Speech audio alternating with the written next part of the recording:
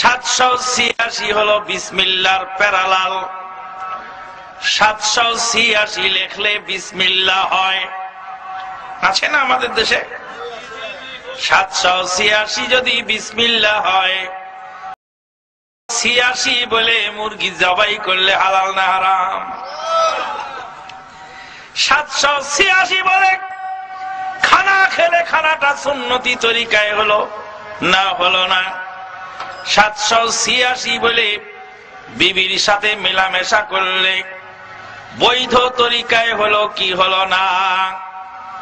786 যদি লক্ষ লক্ষ কোটি কোটি বার পড়া যায়, বিসমিল্লাহর একটি অক্ষরের সমান বরকত হয় না। ইহুদি নাসারারা মুসলমানদেরকে বিসমিল্লাহর বরকত থেকে বঞ্চিত করার জন্য 786 দিয়েছে।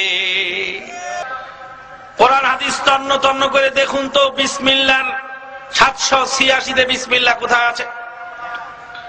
786 তে যদি বিসমিল্লাহ হয়, আবজাদিয়া অক্ষর গণনা করি, তাহলে আল্লাহু আকবারেরও একটা নাম্বার হবে, হবে না?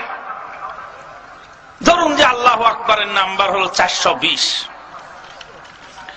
আর আউযুবিল্লাহর নাম্বার হলো 626, আর বিসমিল্লাহর নাম্বার হলো 786, আর সূরা ফাতিহার নাম্বার হলো 1832।